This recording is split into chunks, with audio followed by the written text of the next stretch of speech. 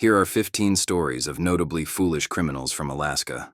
The Panty Thief of Juneau, 1920s.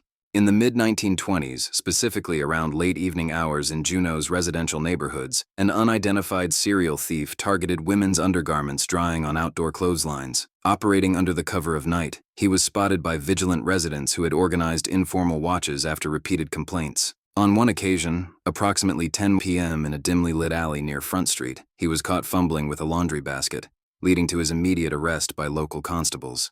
The offender, a local drifter, faced misdemeanor theft charges and a brief incarceration, illustrating early petty crime patterns in Alaska's capital before modern policing. The inept cigar store robbers, Fairbanks, 1910s.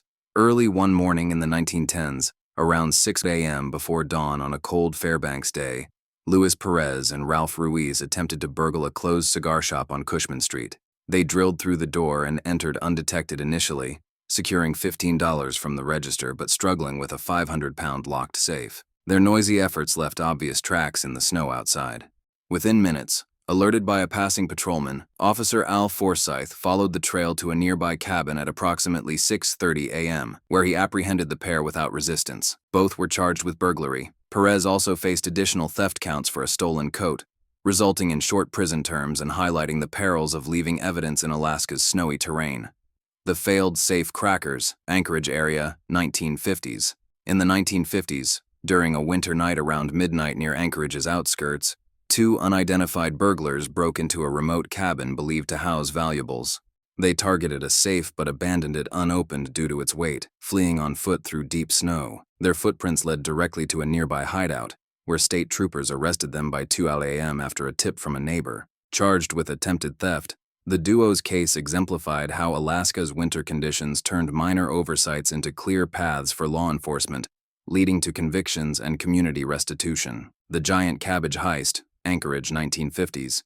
During Anchorage's gardening boom in the 1950s, around midday on a summer afternoon near tourist bus routes, an opportunistic thief targeted oversized vegetables displayed for visitors. He snatched a massive cabbage from a home garden, but tripped while fleeing down a hillside at approximately 1 p.m., rolling into view of residents. The commotion drew police, who arrested him on site with the vegetable in hand. Facing petty theft charges, the perpetrator's clumsy escape in broad daylight resulted in a fine and local notoriety, reflecting the era's lighthearted yet illustrative encounters with minor crime amid Alaska's agricultural showcases. The Psychic Lapse Homicide, Kiana, 1970s.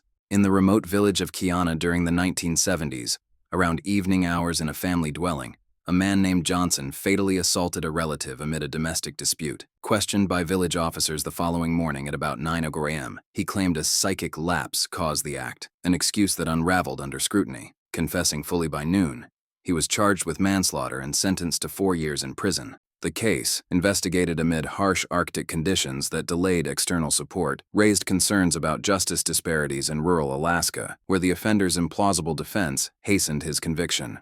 The Chainsaw Shoplifting Attempt, Anchorage, June 1976.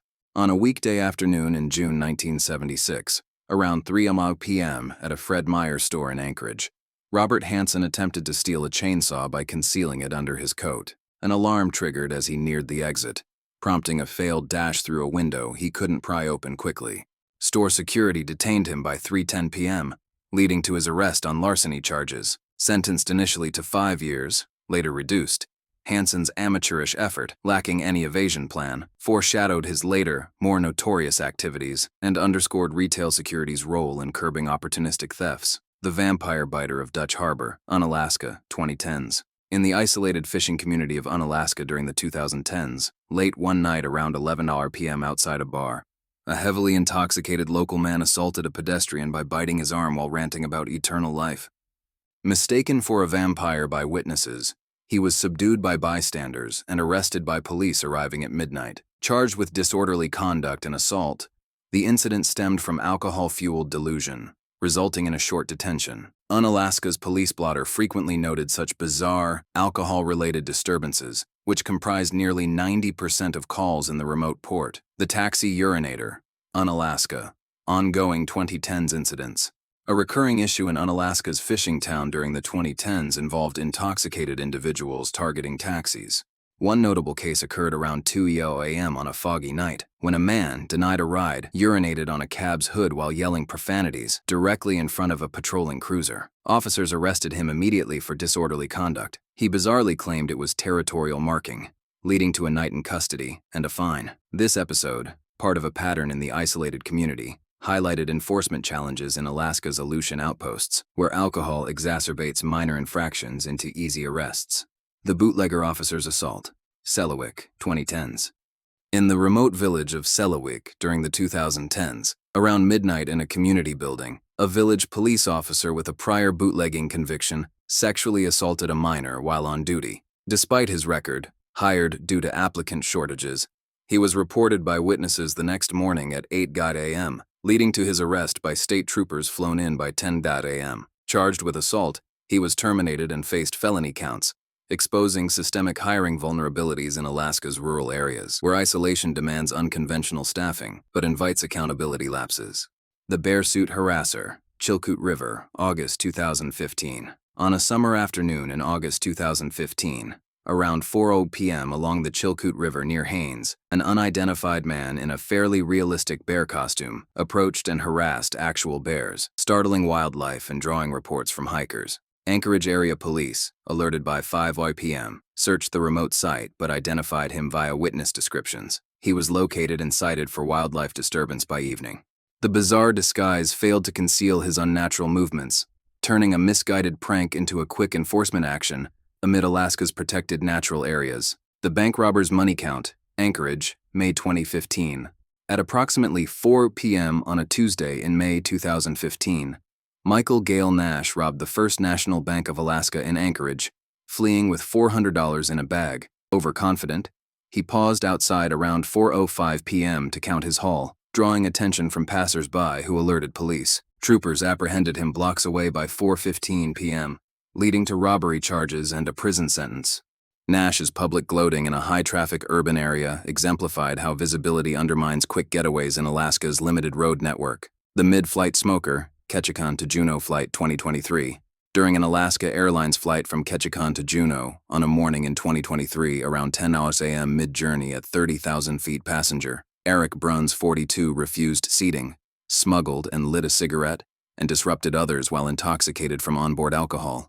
The pilot diverted, landing by 11 a.m., where federal agents arrested him for aviation violations.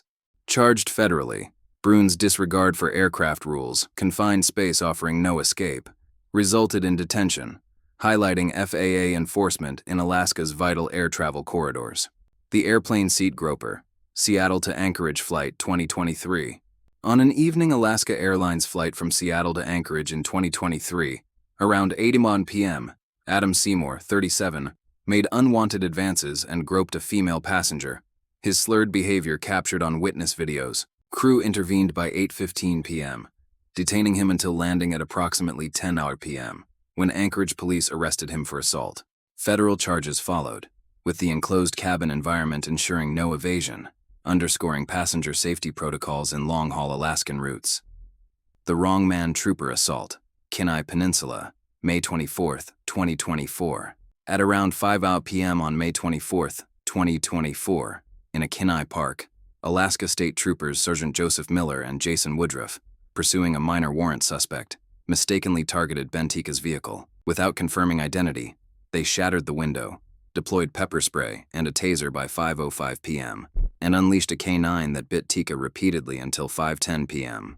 Realizing the error, they released him, but he required surgery for injuries. The troopers faced assault charges in August 2024, exposing procedural failures in warrant executions amid Alaska's rural enforcement strains. The Banishment Returnee, Remote Villages, Ongoing 2020s. Under Alaska's village banishment laws, enacted to curb repeat offenses, violators often return covertly. One case in the 2020s involved a man banished from a Norton Sound community who sneaked back around midnight for forgotten fishing gear. Locals spotted him by 1 a.m. near the shore, alerting state troopers who arrested him by dawn via boat. Charged with trespass and violation of banishment, his predictable return for personal items, despite warnings, resulted in extended exile, illustrating enforcement difficulties in isolated Alaska Native communities, where family ties tempt recidivism. Which dumb criminal was your favorite? Let me know in the comments and don't forget to subscribe for more dumb criminal stories from other states.